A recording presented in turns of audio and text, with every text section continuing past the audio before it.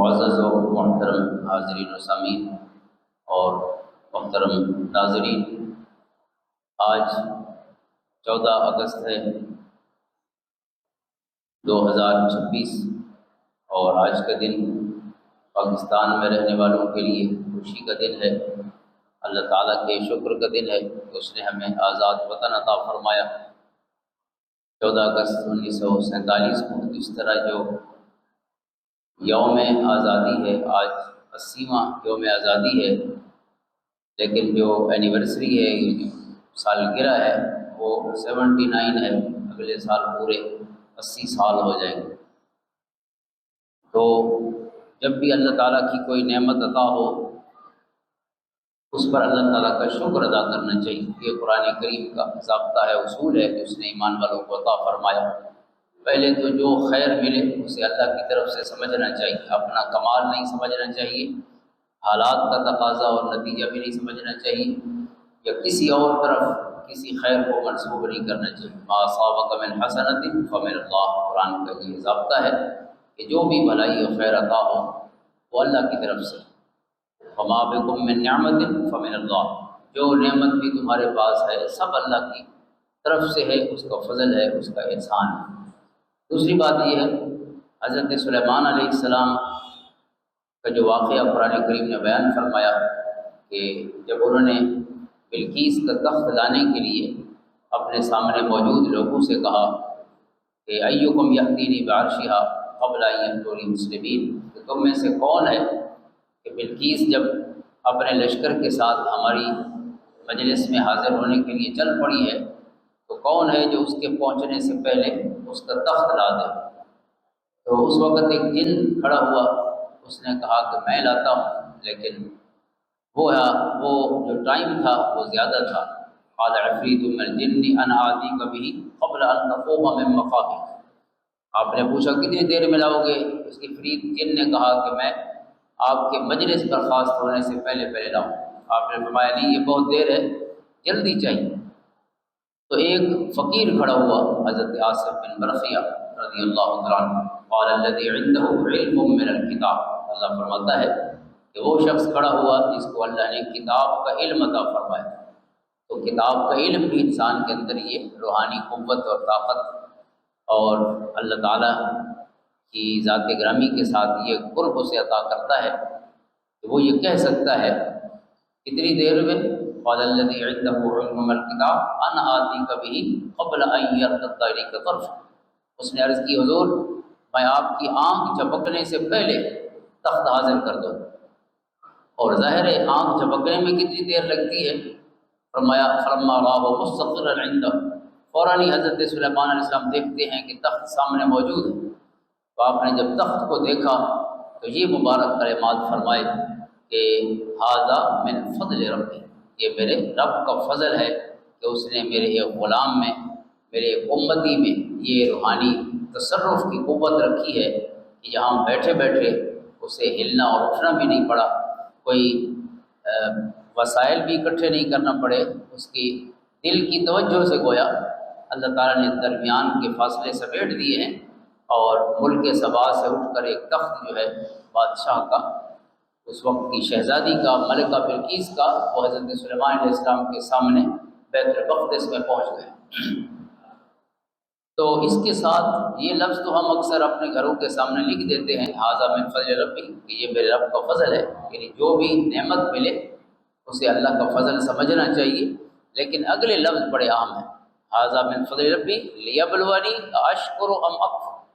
اللہ فرماتا ہے کہ حضرت سلیمان علیہ السلام نے یہ کلمات ارشاد فرمائے کہ یہ میرے رب کا فضل ہے، اور اللہ تعالیٰ اس طرح کی جو نعمتیں ہیں وہ عطا کر کے، اس طرح کے کمالات عطا کر کے وہ آزمانا چاہتا ہے کہ میں اس کا شکر ادا کرتا ہوں یا اس کی ناشکری کرتا ہوں۔ یعنی ہر نعمت جو ہے وہ یہ تقاضا کرتی ہے، انسان کے لیے آزمائش ہوتی ہے کہ انسان اس میں شکر ادا کرتا ہے، یہ شکر کی بجائے ناشکری کی طرف جاتا ہے، کفران نعمت جس کو کہتے ہیں، نعمت کی ناشکری کرنا۔ تو یہ یعنی ہر شخص کے لیے آزمائش ہوتی ہے، اور قرآن فرماتا ہے جس نے شکر ادا کیا فإنما یشکر لنفسہ، اس نے اپنا فائدہ کیا، ومن کفر فإن ربی غنی کریم، جس نے ناشکری کی اللہ تعالیٰ اس سے بے نیاز ہے، خالق کائنات، وہ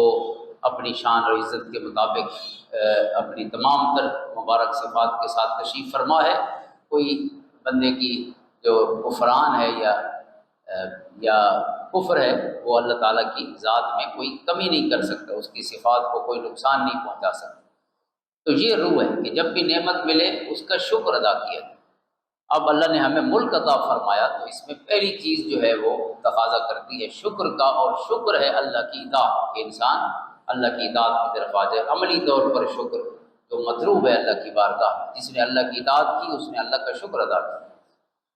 اور وطن کا عطا ہونا، آزاد وطن کا عطا ہونا بہت بڑی نعمت ہے۔ قرآن کریم نے کئی مقامات پہ وطن کی اس اہمیت کی طرف اشارہ فرمایا۔ میں نے سورۃ انفال کی آیت پڑھی ہے، جب حضور علیہ السلام کے غلام مکہ چھوڑ کر مدینہ طیبہ تشریف لائے تو مکہ میں ظاہر مظلوم تھے، مجبور تھے، مقہور تھے، صبح و شام جان کی حفاظت کا مسئلہ، اپنے خاندان کی حفاظت کا مسئلہ، اور جو اسلامی احکام ہیں ان پر عمل کے باب میں مشکلات، تو قرآن کریم نے بیان فرمایا تو وَاذْكُرُوا إِذْ أَنْتُمْ قَلِيلٌ، کہ اے مسلمانوں، اے محمد عربی صلی اللہ علیہ وسلم کے غلاموں، خصوصاً جو مکہ سے آئے ہو، مہاجرین سے خطاب ہے، وہ وقت یاد کرو جب تم مکی زندگی میں عدداً تھوڑے تھے، قلیل، تمہاری تعداد کم تھی، مستضعفون فی الارض، اور تم ملک میں ان دبے ہوئے لوگوں میں سے تھے، کمزور لوگوں میں سے تھے، یعنی جو مجبور ہے، جو غلامی کی کیفیت میں ہوتے ہیں کسی جگہ، یہ تمہاری کیفیت تھی۔ تخافون ان یتخطفکم الناس، اور صبح و شام تم ڈرتے رہتے تھے، خوفزدہ رہتے تھے کہ کہیں لوگ تمہیں کچل نہ ڈالیں، یعنی زندگی کا خطرہ، جان مال عزت و آبرو محفوظ نہیں تھی، کسی وقت بھی کسی بڑے خطرے کا یہ جو دل میں خوف ہے وہ قائم تھا۔ فآواکم وأیدکم بنصرہ، اللہ نے کرم فرمایا کہ اس نے تمہیں مدینہ طیبہ میں ٹھکانہ دیا، اور رب نے تمہیں اپنی خاص مدد عطا فرمائی، اور اپنی خاص مدد سے یہ آزاد وطن مدینہ طیبہ، آزاد اسلامی ریاست اللہ نے تمہیں عطا فرمائی۔ ورزقکم من الطیبات، اللہ نے امن والا گھر بھی دیا، اور اللہ تعالیٰ نے پاک رزق بھی عطا فرمائے، یعنی وہاں روزگار کے اور معیشت کے اور معاش کے جو ہیں اللہ تعالیٰ نے دروازے بھی کھول دیے۔ لعلکم تشکرون، یہاں بھی اسی شکر کو ادا کیا گیا تاکہ تم شکر ادا کرو۔ تو اللہ تعالیٰ نے جو غلامی کی زندگی تھی قرآن نے اس کو بیان فرمایا خاص طور پہ، اور آزادی کو اور محفوظ زندگی کو، محفوظ جان و مال کو، محفوظ عزت و آبرو کو اللہ نے اپنی خاص نعمت بیان فرمایا، اور پھر معیشت کا بہتر ہونا وہ بھی اللہ کی خاص نعمتوں میں شمار کیا گیا۔ اسی طرح جو مہاجر صحابہ تھے مدینہ طیبہ سے، مدینہ طیبہ تو تشریف لائے اپنا گھر بار چھوڑ کر، اللہ تعالیٰ نے ان کی اس قربانی کو اور اسلام کے لیے یہ جو ان کا ایثار تھا اللہ نے اس کو بھی بار بار بیان فرمایا۔ یعنی وطن بڑا اہم ہوتا ہے انسان کے لیے، وطن چھوڑنا کوئی معمولی معاملہ نہیں ہوتا، لہذا فرمایا للفقراء المہاجرین الذین اخرجوا من دیارہم واموالہم یبتغون فضلا من اللہ ورضوانا وینصرون اللہ ورسولہ اولئک هم الصادقون، کہ وہ مہاجر کہ جنہیں نکال دیا گیا اپنے وطن سے، اپنے گھروں سے، اپنے مالوں سے بے دخل کر دیے گئے، صرف اللہ کا فضل تلاش کرتے ہوئے، اللہ کی رضا کی تلاش میں انہوں نے اپنے وطن چھوڑ دیے، گھر بار چھوڑ دیے، بہت سو نے اپنے بیوی بچے چھوڑ دیے، اس حال میں وہ مدینہ طیبہ تشریف لے آئے۔ تو قرآن فرماتا ہے وَيَنْصُرُونَ اللَّهَ وَرَسُولَهُ، اور وہ اللہ اور اس کے رسول صلی اللہ علیہ وسلم کی مدد کے لیے، یعنی دین کی مدد کے لیے انہوں نے یہ ساری قربانی دی۔ اولئک هم الصادقون، یعنی وطن اتنی محبوب چیز ہے کہ جس نے اسلام کے لیے وطن چھوڑا ہے، اللہ فرماتا ہے یہ اس کے سچے ہونے کی دلیل ہے۔ کوئی جھوٹا شخص وطن کی قربانی نہیں دے سکتا، انہوں نے اپنا وطن گھر بار چھوڑ دیا، یہ دلیل ہے اس چیز کی کہ اسلام کے ساتھ جو ان کی محبت ہے وہ ان کی ذاتی جو محبتیں ہیں ان پر غالب ہے، اسلام کی محبت غالب ہے۔ قرآن کریم نے اس لیے 8 محبتیں بیان فرمائی ایک جگہ سورۃ توبہ میں، اور ان سب کے بعد ایک محبت یہ بھی گنی وَمَسَاكِنُ تَرْضَوْنَهَا، یہ ساری فطری محبتیں ہیں۔ قل ان کان آباؤکم وابناؤکم واخوانکم وازواجکم وعشیرتکم واموال اقترفتموها وتجارۃ تخشون کسادها ومساکن ترضونها، یعنی والدین کی محبت، بیٹوں کی محبت، بھائیوں کی محبت، بیویوں کی محبت یا بیویوں کے لیے خامن کی محبت، عشیرہ اپنے خاندان کی محبت، اپنے مال کی محبت، اپنی تجارت کی محبت، اور اپنے گھروں اور اپنے وطن کی محبت۔ تو وطن کی محبت انسان کی فطرت میں ہے، قرآن نے اس کو نکالنے کا حکم نہیں فرمایا۔ قرآن نے یہ کہا کہ ان ساری محبتوں کو اللہ اور اس کے رسول صلی اللہ علیہ وآلہ وسلم اور اللہ کے راستے میں جہاد والی محبتوں پہ غالب نہیں ہونے دینا۔ یہ ہے فطری محبت، بالکل فطری۔ اور اسی طرح ایک جگہ قرآن کریم نے ارشاد فرمایا وَلَوْ أَنَّا كَتَبْنَا عَلَيْهِمْ أَنِ اقْتُلُوا أَنفُسَكُمْ أَوِ اخْرُجُوا مِنْ دِيَارِكُمْ مَا فَعَلُوهُ إِلَّا قَلِيلٌ مِّنْهُمْ، سورۃ نساء میں فرمایا گیا ہے اگر ہم ان پر یہ فرض کر دیتے، لازم کر دیتے، أَنِ اقْتُلُوا أَنفُسَكُمْ کہ اپنے آپ کو قتل کر دو، أَوِ اخْرُجُوا مِنْ دِيَارِكُمْ یا اپنے گھروں کو چھوڑ دو، اپنے گھروں سے نکل جاؤ، تو بہت کم لوگ ہیں جو اس پر عمل کرتے ہیں۔ تو اس آیت کریمہ میں اللہ تعالیٰ نے قتل کے برابر قرار دیا ہے گھر کو چھوڑنا، یعنی ایک ہے اپنے آپ کو مار دینا۔ یہ کتنی بڑی ایک ہمت ہوگی اگر کسی کو کہا جائے کہ خود کو قتل کرے، تو اس سے بڑھ کر، جان سے بڑھ کر تو کوئی چیز محبوب نہیں ہوتی، لیکن اللہ نے یہاں جان کی محبت کے ساتھ ہی وطن کی محبت کو جوڑا ہے کہ ہم کہتے ہیں کہ اپنے آپ کو قتل کر دو یا اپنے گھروں کو چھوڑ دو، تو بہت کم لوگ اس پر عمل کرتے۔ یعنی خالق کائنات انسان کی فطرت کو بیان فرما رہا ہے کہ جس طرح اس کو جان پیاری ہے، اسی طرح اسے اپنا وطن، اپنا گھر بار، اپنا علاقہ وہ پیارا ہے۔ تو یہ وہ محبتیں ہیں کہ جو انسان کی فطرت کا حصہ ہے۔ اسلام نے اس کو نکالنے کا حکم نہیں فرمایا، بلکہ وطن کے لیے دعا کرتے رہنا ہر وقت کہ اللہ میرے وطن کو پرامن رکھے۔ یہ جد الانبیاء حضرت ابراہیم علیہ السلام کی سنت ہے۔ اس لیے ہمیں اپنے وطن کے، اپنے شہر کے، اپنی بستی، اپنے محلے اور اپنے گھر کے امن کے لیے کوشش بھی کرنی چاہیے اور دعائیں بھی کرتے رہنا چاہیے۔ حضرت ابراہیم علیہ السلام نے جب اپنے بچوں کو چھوڑا بواد غیر ذی زرع، ایک ویرانے میں چھوڑا جہاں کچھ بھی نہیں تھا، ایسی وادی تھی کہ جو بالکل ویران تھی، غیر آباد تھی، وہاں پانی بھی نہیں تھا اور وہاں کوئی انسانی زندگی کے بلکہ کسی چرند پرند کی زندگی کے، حیوانی زندگی کے آثار بھی نہیں تھے، ایسی جگہ اپنے بچوں کو چھوڑا،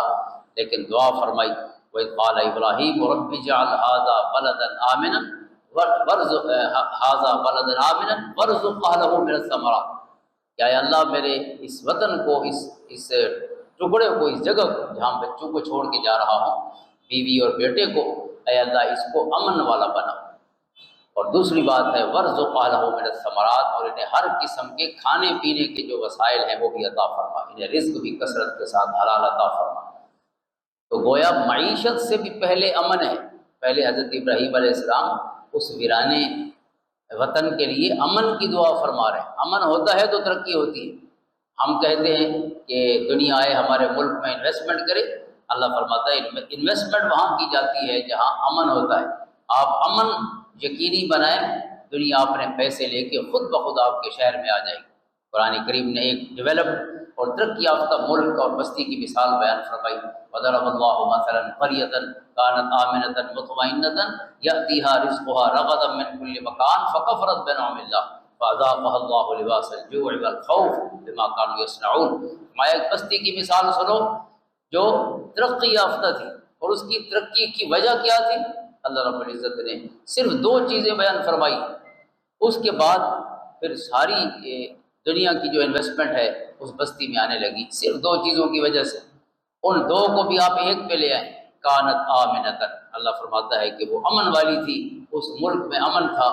امن کا مطلب یہ ہے کہ لوگوں کی جانیں بھی محفوظ تھیں، ان کا مال بھی محفوظ تھا، اور ان کی عزت و آبرو بھی محفوظ تھی۔ اور امن کا مطلب یہ ہوتا ہے کہ وہاں کوئی قانون بھی تھا، وہ لا، جنگل نہیں تھا، جنگل کا قانون نہیں تھا کہ مائٹ از رائٹ، کہ جس کی لاٹھی اس کی بھینس، جو کسی کی چیز ہتھیا لے، کھینچ لے، چھین لے اس سے، ایسا نہیں تھا۔ کیونکہ امن کا مطلب ہی یہ ہے where there is a rule of law, جہاں قانون کی حکمرانی ہو امن وہاں ہوتا ہے، ورنہ تو وہ جنگل ہوتا ہے، اور جنگل ویئر دیر از نو لا، وہاں پہ لا یہ ہے کہ مائٹ از رائٹ، جہاں ڈاڈ ہے اس ہر شے کھس گئی مائٹ از رائٹ کے جنگل کا قانون ہے، انسانی بستیوں کا یہ قانون نہیں ہے۔ انسانی بستیوں کا قرآن کہتا ہے قانون یہ ہے کہ وہ امن ہو۔ امن کا مطلب یہ ہے کہ وہاں کوئی قانون ہو، کوئی ضابطہ ہو، ایک کمزور آدمی جو ہے اس کو بھی کوئی 1 روپے کا نقصان نہ دے سکے، اگر دے دے تو چاہے نقصان دینے والا جتنا طاقتور اور زوراور کیوں نہ ہو، قانون اس سے پوچھے بھی اور قانون اس سے حق چھین کے دلوائے بھی۔ تو یہ ہے امن۔ تو اللہ فرماتا ہے جس بستی میں امن تھا مطمئنہ، جہاں امن ہوتا ہے وہاں لوگوں کو پیس آف مائنڈ یعنی ذہنی سکون حاصل ہوتا ہے، اطمینان حاصل ہوتا ہے۔ اطمینان خوف کی فضا میں نہیں ہوتا، جہاں جان مال عزت و آبرو کی انسان کو صبح شام فکر ہو وہاں اسے سکون کیسے ہوگا؟ لوگ ملک چھوڑ کے جاتے ہیں، کیوں جاتے ہیں؟ آپ دیکھیں کتنے خطرناک کام کرتے ہیں ملک چھوڑنے والے۔ کبھی وہ کشتیوں میں اتنے خوفناک طریقے سے سمندر کراس کرتے ہیں، کتنی کشتیاں ڈوب جاتی ہیں، سینکڑوں کی تعداد میں مختلف ممالک سے بچے جو ہے اس کوشش میں اپنے وطن کو چھوڑنا چاہتے ہیں۔ کیوں چھوڑنا چاہتے ہیں وطن کو؟ ان کا درد بھی تو کوئی سمجھے۔ درد یہ ہے کہ وہاں امن نہیں ہے، اگر امن نہیں ہے تو پھر کوئی معیشت نہیں ہے، یہ قرآن کا اصول ہے۔ امن ہے تو پھر ساری چیزیں ہیں۔ فرمایا جہاں امن ہے وہاں پیس آف مائنڈ اور لوگوں کو ذہنی سکون ہے، اور جہاں دنیا کو پتہ چلتا ہے کہ کسی جگہ امن ہے، لوگ بڑے پرسکون رہ رہے ہیں، یاتیھا رزقھا رغدا من کل مکان، فرمایا پھر ساری دنیا سے ہر اچھی چیز کھانے پینے کی ہے، استعمال کی ہے، فرمایا ہر چیز دنیا سے اٹھ کر تمہارے گھر آئے گی، تم صرف امن قائم کرو جو بنیادی ضرورت ہے۔ کوئی شخص بھی جو حکمران بنتا ہے اس کا پہلا فرض ہے۔ ہمارے کریم آقا صلی اللہ تعالیٰ علیہ وسلم جب مدینہ طیبہ تشریف لائے تو آپ کے جو اول اور اولین اقدامات ہیں سارے کے سارے to ensure peace of the land, یعنی اس ابتدائی 4 مربع کلومیٹر پر بننے والی ریاست کا امن یقینی بنانے کے لیے۔ تو پہلی چیز حضور صلی اللہ علیہ وسلم نے بھائی بھائی بنایا اپنے غلاموں کو، مکی اور مدنی، تاکہ ان کے اندر یہ اجنبیت نہ ہو کہ وہ باہر والے ہیں ہم اندر والے ہیں، کہ ہم مدینہ والے ہیں ہم لوکل ہیں یہ نان لوکل ہیں۔ اس تقسیم کو ختم کرنے کی، چونکہ ہر تقسیم جو ہے وہ نفرت پیدا کرتی ہے اور نفرت بدامنی اور فساد کی طرف لے جاتی ہے۔ لہٰذا حضور نے مواخات قائم فرمائی تشریف لانے کے 5ویں مہینے، اور مواخات کیا تھی؟ یہ سفر حضور کا پوری تقریباً مدنی زندگی میں جاری رہا۔ مکہ میں بھی حضور نے مواخات فرمائی ہے، اور مدینہ کی مواخات تو خصوصاً یہ بڑا اہم پولیٹیکل سٹیپ تھا for the sake of ensuring peace, کہ اس شہر اس سٹی اسٹیٹ کا امن جو ہے اس کو یقینی بنایا جائے۔ تو آقا کریم علیہ السلام نے وہاں پہ بھائی بنایا مکی اور مدنیوں کو، تاکہ کوئی یہ نہ سمجھے کہ یہ باہر کا ہے میں اندر کا ہوں۔ ایسے بھائی بنایا کہ وہ وراثت میں بھی شریک ہو گئے اپنے بھائیوں مدنی بھائیوں، ان کے گھر میں بھی شریک ہو گئے، ان کے کاروبار میں بھی شریک ہو گئے۔ اور پھر حضور صلی اللہ علیہ وسلم نے وہاں رہنے والے یہودیوں کے ساتھ معاہدہ کیا۔ حضور صلی اللہ علیہ وسلم کا گویا پہلا اسلامی ریاست کے حساب سے پہلا حضور کا معاہدہ جو ہے وہ یہود کے ساتھ، حالانکہ قرآن کریم بار بار انہیں سب سے بڑے دشمن کہتا ہے۔ سورۃ مائدہ نے کہا ہے کہ عیسائیوں کے دل میں تو کچھ نرمی ہے تمہارے لیے، لیکن یہود کے دل میں تمہارے لیے کوئی نرمی نہیں۔ لَتَجِدَنَّ أَشَدَّ النَّاسِ عَدَاوَةً، مسلمانوں کے لیے سب سے زیادہ عداوت اور دشمنی آپ دیکھیں گے یہود کے دل میں۔ یہ آزادی کا تصور ہے جو ہم نے سلنسر نکال کے دنیا کو بے چین کر کے یہ سمجھا ہے کہ ہمیں اب وطن ملا ہے تو یہاں ہم نے ڈنگر بن کے زندگی گزاری۔ حالانکہ کتنا حضور صلی اللہ علیہ وسلم نے جو آلودگی ہے، شور آلودگی ہے، حضور صلی اللہ علیہ وسلم شور کو پسند نہیں کرتے تھے۔ اس لیے قرآن کریم کی آیت ہے کہ میرے محبوب کے دروازے پہ آؤ تو کبھی آواز نہ دینا، ان الذین ینادونک من وراء الحجرات اکثرهم لا یعقلون، محبوب کے دروازے پہ آؤ ولو انہم صبروا حتی تخرج الیہم، آپ کے مبارک دروازے پر حجرے پر آنکھیں ٹکا کے بیٹھے رہنا، جب اپنی مرضی پہ تشریف لائیں تو پھر اپنے دل کی بات کرنا، اپنی آنکھیں بھی ٹھنڈی کرنا، اپنا دل بھی ٹھنڈا رکھنا۔ یعنی حضور کو شور کر کے آواز دینے کی اجازت بھی نہیں۔ اور حضور صلی اللہ علیہ وسلم جب گھر میں تشریف فرما ہوتے 9 ازواج مطہرات ہیں، حضرت عائشہ رضی اللہ عنہا فرماتی ہے لا صخابا فی الاسواق، گھر تو گھر حضور نے بازار میں بھی کبھی شور نہیں کیا تھا، کیونکہ بازار میں شور کرنا پڑتا ہے، کیونکہ وہاں شور ہوتا ہے تو ہر بندہ ذرا اونچی پچ اور لیول میں بولتا ہے، خاموش فضا میں تو آہستہ سے بات کی جاتی ہے۔ تو حضور صلی اللہ علیہ وسلم کی یہ سنت ہے کہ بازار میں بھی حضور نے کبھی شور نہیں کیا۔ اللہ تعالیٰ ہمیں قرآن حدیث اور اسلام کو سمجھنے کی توفیق عطا فرمائے، اور اپنے ان بچوں کو ان شعروں کو اللہ تعالیٰ صحیح تربیت کی توفیق عطا فرما، ہمیں تربیت کی توفیق عطا فرما۔ ہماری کمی ہے ظاہر ہے، وہ تو ابھی جینا سیکھ رہے ہیں، تو شاید ان کے ہم جو بڑے ہیں وہ ان کو وہ ماحول نہیں دے سکے جو انہیں دینا چاہیے۔ اللہ ہمارے حال پہ رحم فرمائے۔ تو پہلی چیز جو ہے وہ امن ہے۔ حضور صلی اللہ علیہ وسلم نے یہود کے ساتھ امن کا معاہدہ کیا، جس کو میثاق مدینہ کہتے ہیں۔ یہ تمام جو کمیونٹیز رہ رہی تھی مدینہ میں، ان سب کے درمیان معاہدہ ہے، 53 آرٹیکل، یعنی یہ تقریباً اس کی 53 شکیں ہیں، اور ہر شک کا تعلق امن کے ساتھ، کہ اگر کوئی جھگڑا ہوگا تو کیسے ختم کریں گے، اگر انصار کا آپس میں جھگڑا ہوگا تو کیسے ختم ہوگا، کہاں اس کا مرجع کہاں ہوگا، کہاں تک وہ انصاف کی بات جو ہے وہ پہنچائی جائے گی، کون فیصلہ کرے گا، اگر مکی اور مدنی کا، مہاجر اور انصاری کا جھگڑا ہو گیا تو فیصلہ کیسے ہوگا، اگر یہود کے 3 قبائل کا آپس میں جھگڑا ہوا تو فیصلہ کیسے ہوگا، اگر یہودی قبائل اور مسلم قبائل کا، یعنی جو مہاجرین و انصار ہیں، ان کا جھگڑا ہو گیا تو فیصلہ کیسے ہوگا۔ یعنی ایک ایک چیز کو طے کیا گیا تاکہ زمین جو ہے اس میں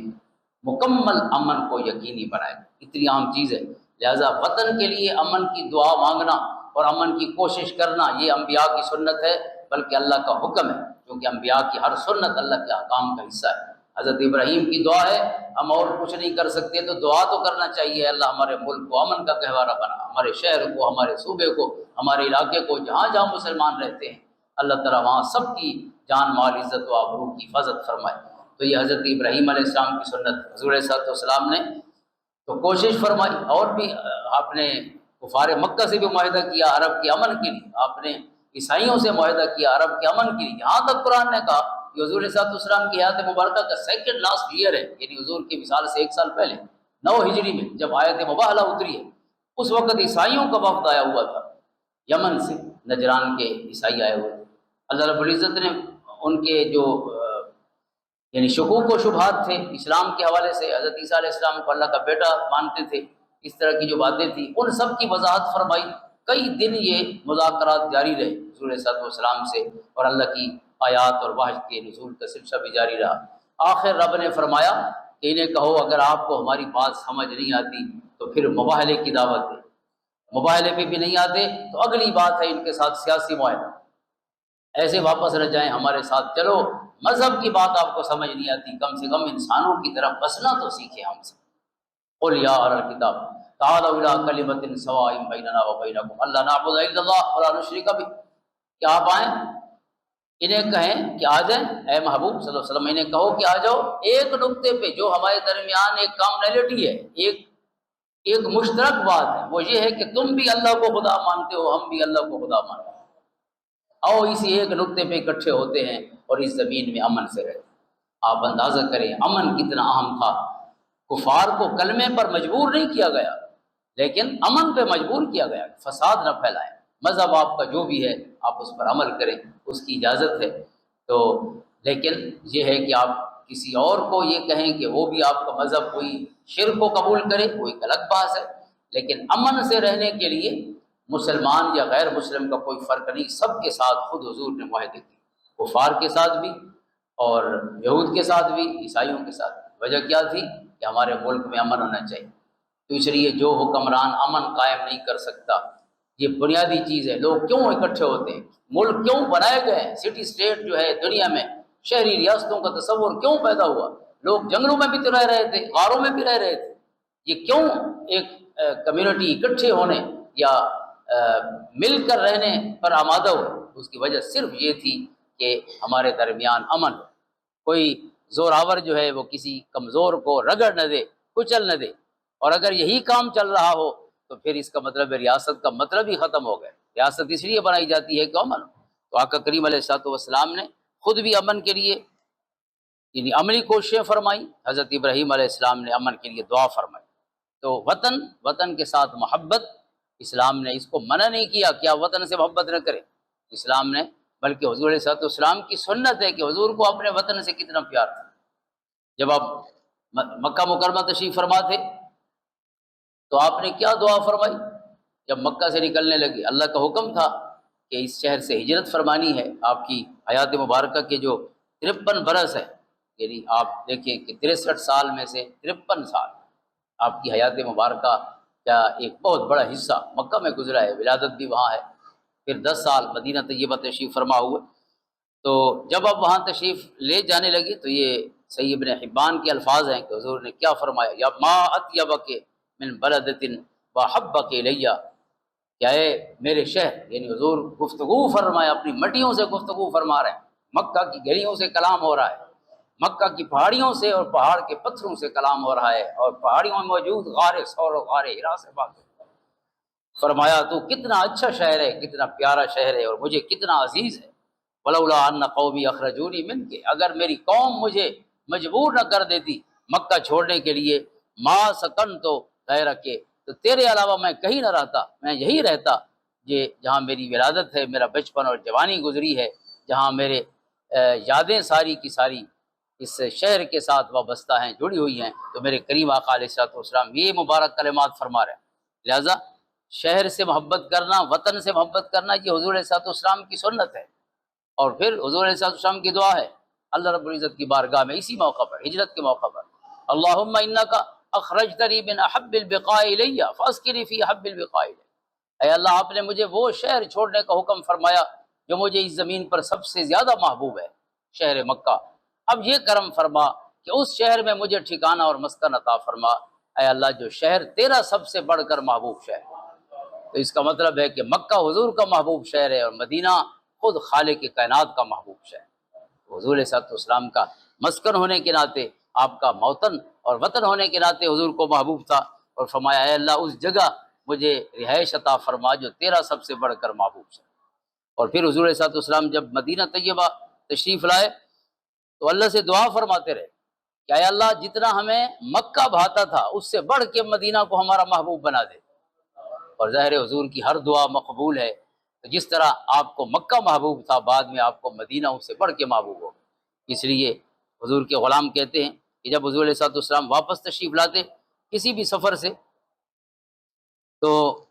آپ جب قریب آتے، ان نبی صلی اللہ علیہ وسلم کان اذا قدم من سفر، بخاری شریف کی حدیث ہے، جب بھی کہیں سے، آپ کے سفر تو بہت سے ہیں،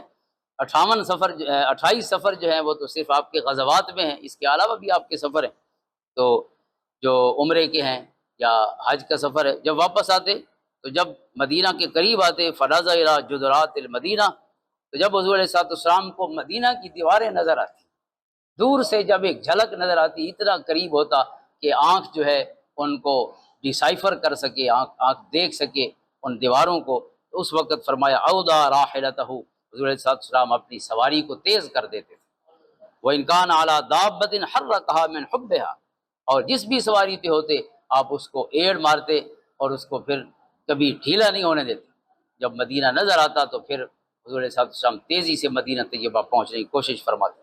اس کے تحت ایک شارح ہیں بخاری شریف کے ابن بطال، وہ فرماتے ہیں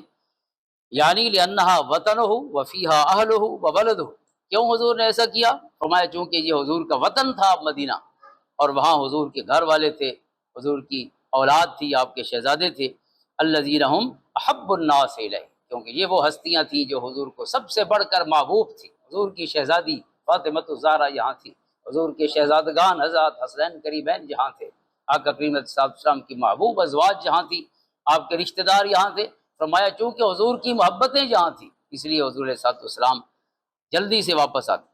تو ابن بطال کہتے ہیں وقد جبل اللہ النفوس علی حب الاوطان والحنین الیہ، اللہ نے انسانوں کے دلوں میں وطن کی محبت بھی رکھ دی ہے، وطن کی طرف جلدی لوٹنے کی محبت بھی رکھ دی ہے، انسان باہر ہو تو جلدی لوٹے۔ وفعل ذلک علیہ السلام، حضور علیہ السلام کی یہی سنت ہے۔ وفیہ اکرم الاسوہ، حضور کے کسی بھی باب میں جو اسوہ ہے یا آپ کا مبارک عمل ہے، اس سے بڑھ کے انسان کے لیے کیا لائف مینول ہو سکتا ہے۔ وامر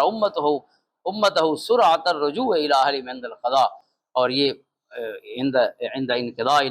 بہت سی حدیث کی طرف آپ نے اشارہ فرمایا، ان کی تفصیل کا وقت نہیں ہے کہ حضور علیہ السلام کی بہت سی حدیثیں ہیں جنہیں حضور نے فرمایا کہ جو شخص بھی سفر پہ جائے جب اس کا کام ہو جائے تو پھر جلدی واپس آئے۔ غیر ضروری باہر ٹھہرنا حضور نے منع فرمایا۔ آپ اسلام آباد گئے ہیں، آپ کا کام عصر کے وقت ہو گیا ہے، 1 گھنٹے بعد والی کوچ پکڑیں اور ڈیرا پہنچے، یہ حضور کی سنت کہ جہاں جائیں حضور کا حکم ہے، صرف سنت ہی نہیں ہے حکم بھی ہے، یعنی اس میں فعلی اور قولی دو طریقے سے حضور صلی اللہ علیہ وسلم کا یہ اصرار والا حکم ہے۔ آپ نے فرمایا جب بھی باہر جاؤ تو باہر غیر ضروری نہیں ٹھہرنا چاہیے، جب کام ہو گیا تو ایسا نہیں کہ ہم غیر ضروری وہاں پہ پڑے رہیں۔ فوراً واپس آنا چاہیے، اور یہ حضور کی سنت ہے۔ دن کے وقت بھی جو کام ہوں کرنے چاہیے، پوری رات غروب سے لے کر، یعنی فرام ڈسک ٹو ڈان، غروب سے لے کر طلوع تک گھر رہنا حضور کی سنت ہے۔ حضور علیہ الصلوۃ والسلام کبھی باہر نہیں رہے، جب مدینہ میں تھے اگر چند لمحوں کے لیے باہر تشریف لے گئے ہیں تو وہ چند مواقع ہیں، ورنہ یہ پوری رات، یہ یعنی غروب سے طلوع تک گھر گزارنا حضور کی سنت ہے۔ بہرحال یہ آقا کریم علیہ الصلوۃ والسلام کے ارشادات ہیں وطن کے حوالے سے، یعنی وطن کی محبت انسان کی فطرت کا حصہ ہے۔ اور ایک اور حدیث پاک آپ کی اجازت ہو تو میں عرض کر دوں، چونکہ یہ موضوع پھر نہیں موقع ملے گا۔ ایک بڑا دلچسپ سا پہلو ہے اسی موضوع کا، اور وہ یہ ہے کہ حضور علیہ الصلوۃ والسلام کی کچھ حدیثیں ہیں جن میں حضور فرماتے ہیں کہ مٹی کی محبت میں انسان کے لیے شفا ہے، وطن کی محبت، وطن کی مٹی میں انسان کے لیے شفا ہے۔ یہ ایک بڑا دلچسپ پہلو ہے۔ میں ایک حدیث پاک یہ بخاری شریف کی عرض کر دوں، کان النبی صلی اللہ علیہ وسلم یقول فی الرقیہ، جب حضور دم کرتے نا کسی اپنے غلام کو تو فرماتے تربت وردنا وریقت بعدنا یشفا سقیمنا باذن ربنا، کہ ہمارے وطن کی مٹی اور ہماری لعاب ہمارے تمام بیماروں کے لیے اللہ کے حکم سے شفا ہے۔